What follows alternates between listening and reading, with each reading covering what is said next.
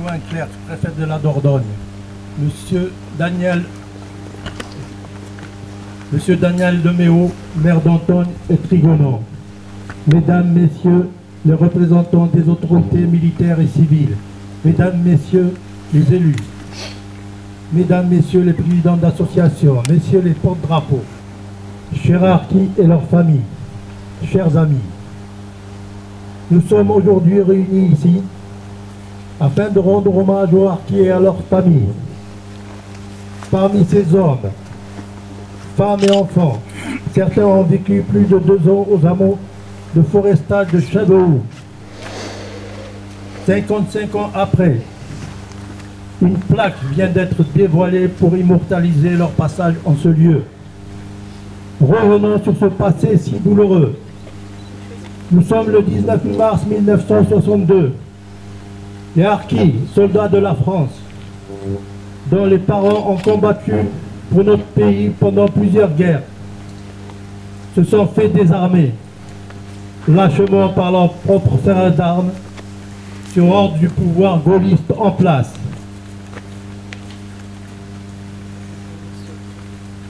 Ensuite, et malgré les promesses maintes fois tenues, ils sont abandonnés et livrés aux mains du FLN. Ils avaient cru en un pays, la France. Le massacre a pris alors une ampleur inimaginable. 150 000 hommes, femmes, enfants et vieillards seront ainsi tués, et le plus souvent dans des conditions atroces. Par exemple, tous les harkis du commando Georges, des ralliés, seront ébouillantés dans des chaudrons. Nous notons avec écœurement que, sur ordre une fois de plus, l'armée française qui était présente encore massivement est restée l'arme au pied, sauf quelques initiatives individuelles d'officiers qui ont été aussitôt sanctionnées. Les harkis ont fui vers la métropole et là, l'innommable s'est encore produit. Les ministres Mesmer, Jox ont dicté le télégramme du 12 mai 1962 qui enjoignait aux autorités françaises d'empêcher les harkis et leurs familles de rejoindre la France. Certains ont été refoulés, comme ces 54 familles qui, aussitôt débarquées sur le sol algérien, ont été massacrées. Pour ceux qui ont pu traverser la Méditerranée, une fois en France, ils ont été parqués dans 7 camps de transit et soumis, hommes, femmes et enfants, à un régime carcéral, privé de liberté et vivant dans des conditions d'hygiène et de proximité indignes du pays de droits de l'homme et du citoyen. Pourtant, les harkis et leurs familles ne méritent pas ce sort. Seule volonté a été de vouloir rester français et échapper à une mort certaine. De Gaulle, l'homme de Londres, n'avait-il pas dit, je cite, « Il faut se débarrasser sans délai de ce magma d'auxiliaires qui n'ont jamais servi à rien ». De là, certains ont été envoyés dans les 75 hameaux de forestage pour y travailler. Les forêts françaises avaient subitement besoin de bras, comme si tous les anciens harkis en Algérie étaient bûcherons. En 1963, sont arrivées plus de 20 familles en ce lieu. Elles ont été parquées dans ce camp appelé hameau de forestage. Il était composé de bâtiments préfabriqués. Ces harkis étaient loin de tout, loin de la civilisation et des Français métropolitains, leurs compatriotes. Pourquoi? L'intégration allait être impossible.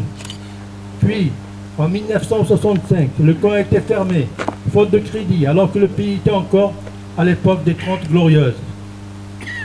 De ce second abandon est ressorti quelque chose de bon, puisque ces familles ont été obligées de se fondre dans le tissu social, ainsi s'intégrer au plus vite. Le travail ne manquait pas. Par des décisions politiques au plus haut niveau, que les harkis et leurs familles ont été ainsi isolés, ils représentaient le boulet dont l'État avait voulu se délester. Mais ils étaient toujours là, et sans les révoltes des années 1975, qu'en serait-il? Nous profitons de cette journée du 25 septembre pour que le souvenir des années de souffrance ne tombe pas dans l'oubli.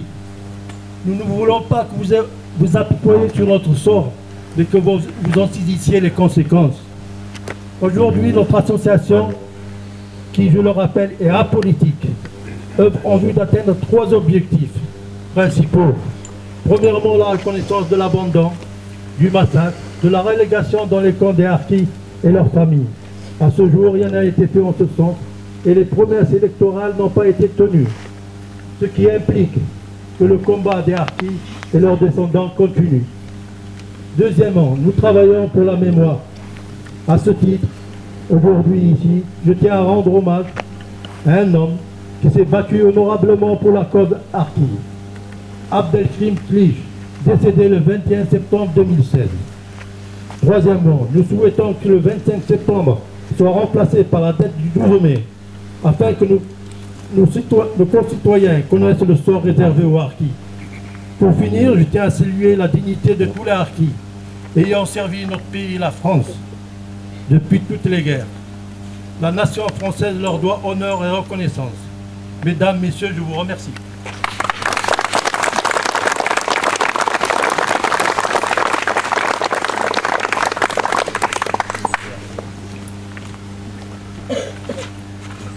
Allocution de Madame Anne-Gaëlle Baudouin-Claire, préfète de la Dordogne.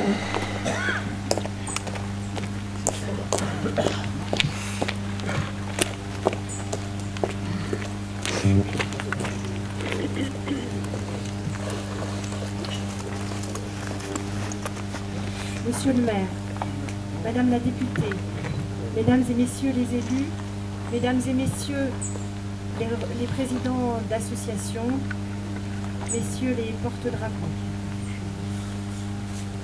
Nous nous retrouvons aujourd'hui avec émotion pour inaugurer cette stèle, rappelant le parcours terrible et douloureux des hommes, femmes et enfants qui, entre 1963 et 1965, ont été installés au cœur de cette forêt.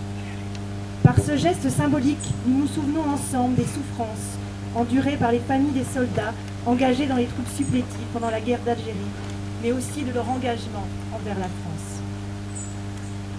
Ces parcours douloureux, j'aimerais, mesdames et messieurs, les retracer rapidement avec vous, car décrire ces bribes de vie, avec le peu de souvenirs et de traces dont nous disposons, c'est déjà redonner du sens à ces destins.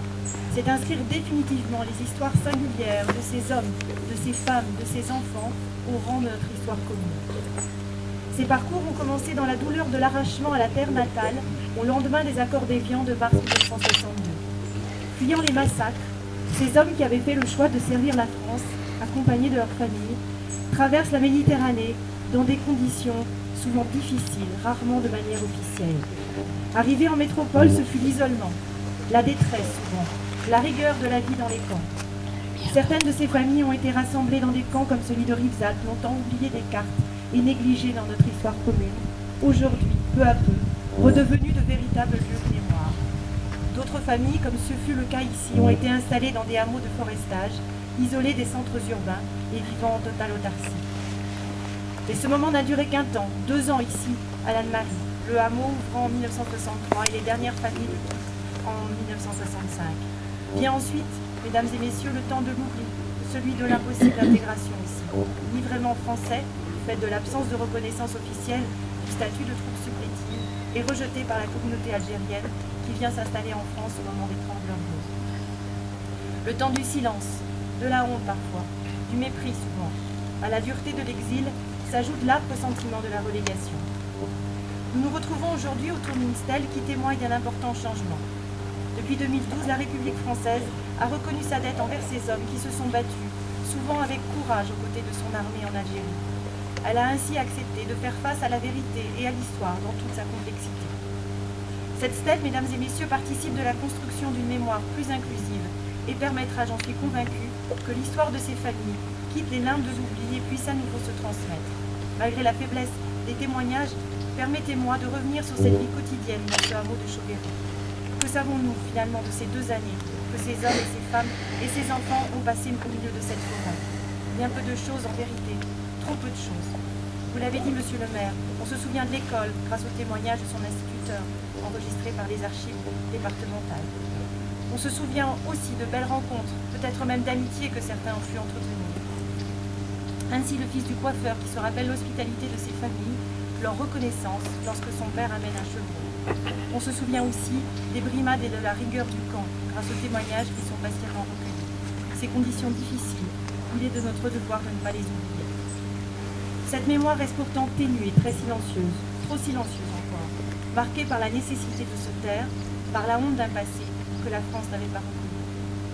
La difficulté de retrouver la mémoire de ces camps, de reconnaître les itinéraires de ces familles, de saisir leur intégration dans la société française, tout ceci montre qu'il était grand temps de sortir ces hommes, ces femmes, ces enfants de l'oubli de l'histoire. Aujourd'hui, nous commémorons ensemble les victimes de toutes les guerres d'Algérie. Nous devons poursuivre ensemble, sans répit, le travail de mémoire, en retrouvant les traces de ce passé oublié, en rappelant aux jeunes générations, par des expositions, par des visites, par ces commémorations aussi, le rôle des troupes de harkis durant la guerre, leur engagement et leur foi dans la France. En acceptant de ne plus occulter l'abandon dont les familles de harkis ont été victimes, la France leur permet aussi de s'inscrire dans cette mémoire collective qui est indéniablement la leur et la nôtre.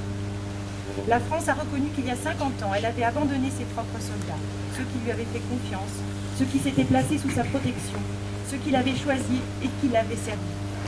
Puissions-nous aujourd'hui, non seulement collectivement autour de cette stèle, mais aussi individuellement, en acceptant que la pluralité de nos histoires individuelles puisse bâtir notre devenir commun, fortifier cette vision de la République, une République qui n'oublie rien du passé et qui envisage toujours, ensemble, l'avenir.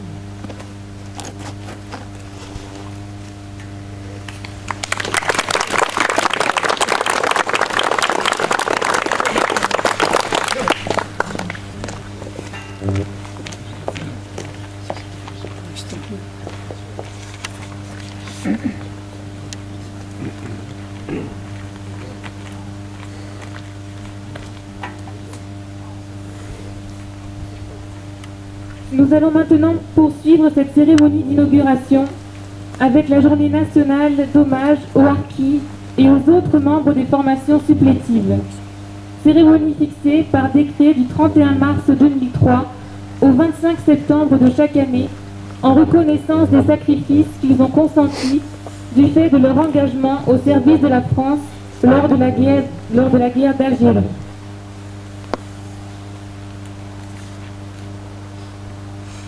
Lecture par Madame Anne Baudouin-Clerc, préfète de la Dordogne, du message de Monsieur Jean-Marc Todeschini, secrétaire d'État auprès du ministre de la Défense, chargé des anciens combattants et de la mémoire.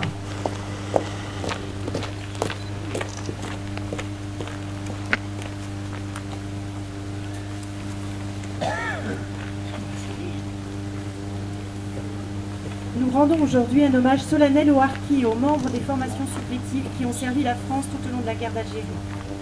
Si les premières forces auxiliaires mobiles se forment sur le terrain dès 1955, c'est en 1956 que le terme harki naît administrativement, englobant par la suite l'ensemble des volontaires algériens qui servaient en dehors des cadres de l'armée régulière. Aujourd'hui, 60 ans après, ce terme a un sens plus large. Il renferme les notions de fidélité, d'engagement et de sens du devoir. Pourtant, en 1962, alors que les armes se taisaient, la France ne fut pas à la hauteur de la confiance que les harkis avaient placée en elle.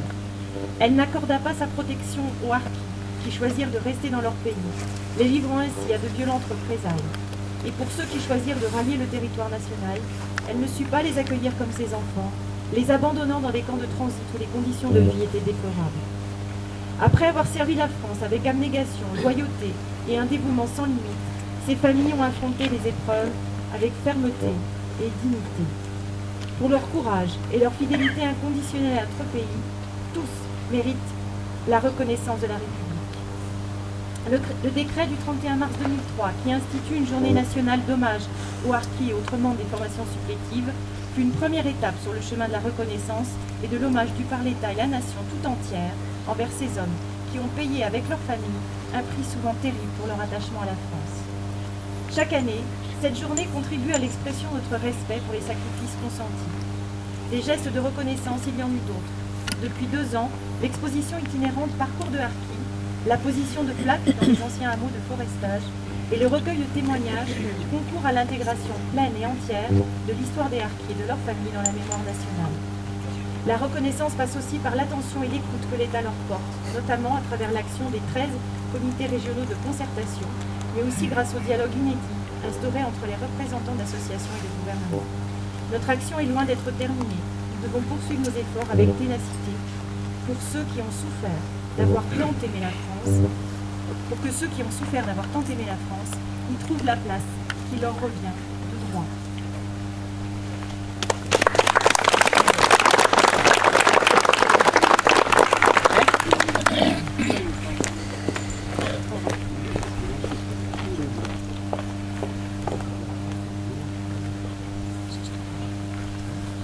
Dépôt de gerbe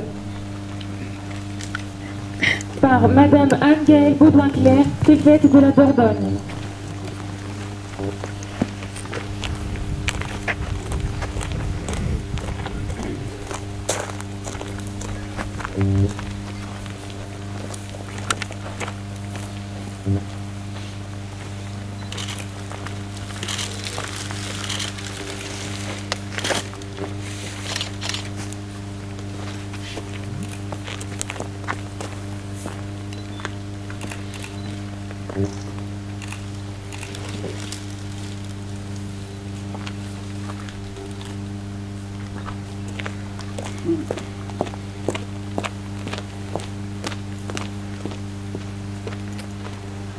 Par Monsieur Le Mahou, maire d'Antonne et Trigonan.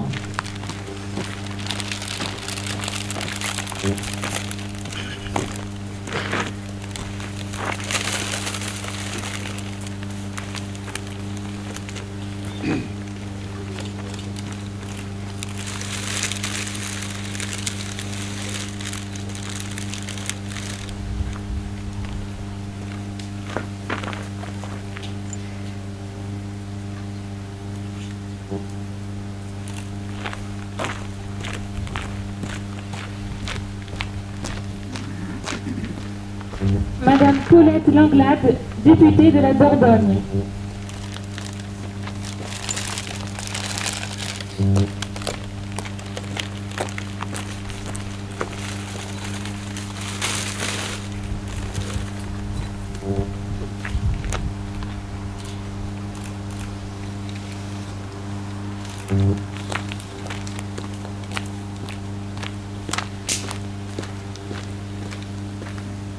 Madame Christelle Boucaud, conseillère départementale représentant le président du conseil départemental, Germinal Perrault.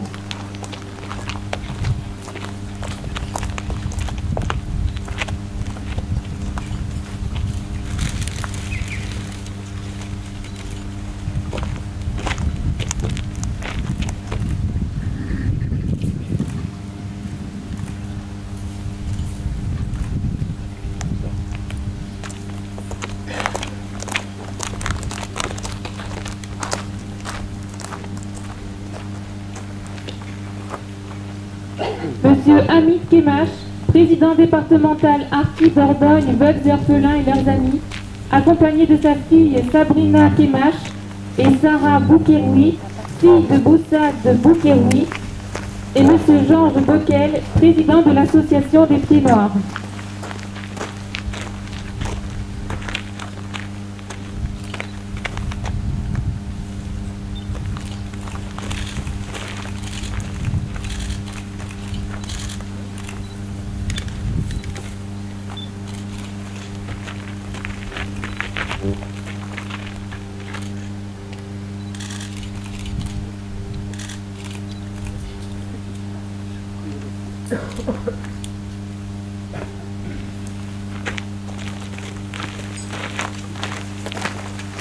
Mesdames et messieurs, nous allons observer une minute de silence en hommage aux harkis. Nous nous recueillons en hommage au parcours et à l'œuvre accomplie dans ce hameau de forestage par les harkis, anciens membres des forces supplétives et aux familles qui ont vécu. Nous pensons également aux sacrifices consentis par ces hommes du fait de leur engagement au service de la France lors de la guerre d'Algérie. Cette minute de silence sera suivie de la Marseillaise que nous entonnerons tous en chœur. Premier couplet et refrain, allons enfants de la patrie. Homo!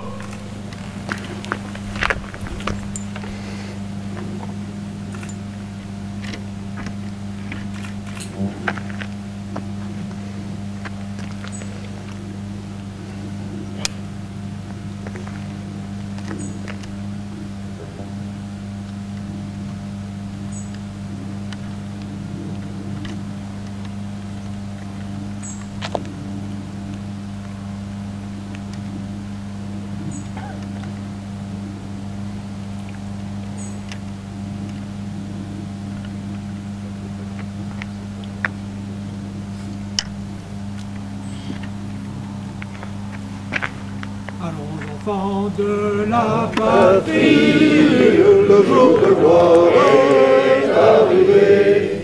Contre nous de la tyrannie, l'État sanglant élevé, l'État sanglant élevé.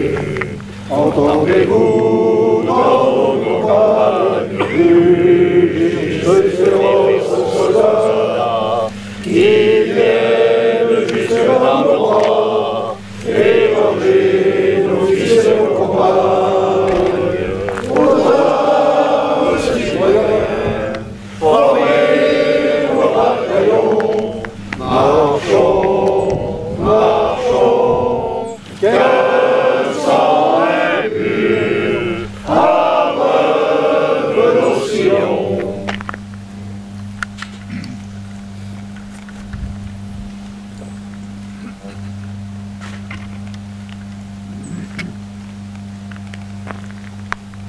Mesdames et messieurs, la cérémonie touche à sa fin. Avant de quitter l'emplacement de la cérémonie, les autorités civiles et militaires vont remercier les porte-drapeaux des associations.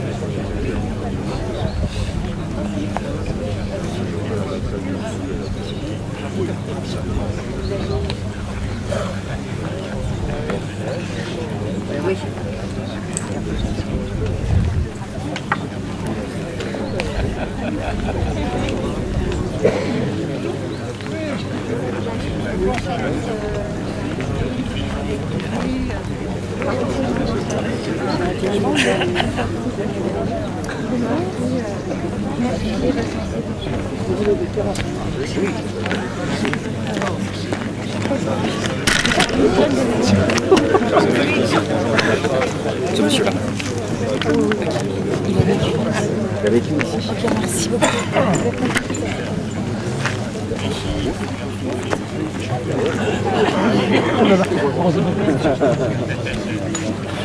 On peut faire une photo avec tous les harkis là. Afin de clore cette cérémonie, nous nous invitons à partager le temps de l'amitié et le règne d'honneur tout de suite après ce cours.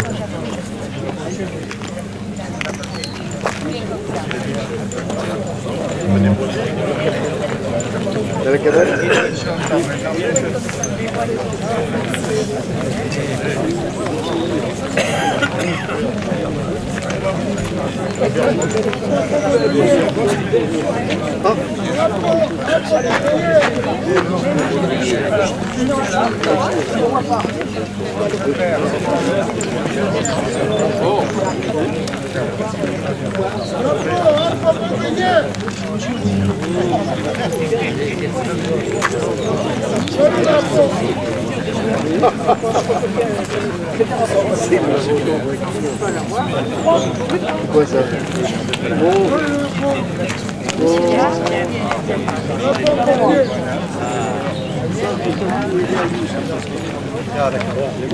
C'est comme ça, il y avait des 40. C'est votre drapeau.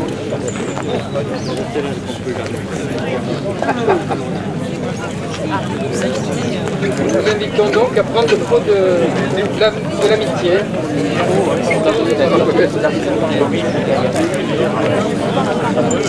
Pour clore cette cérémonie, nous vous invitons à prendre ensemble la main d'honneur autour de la petite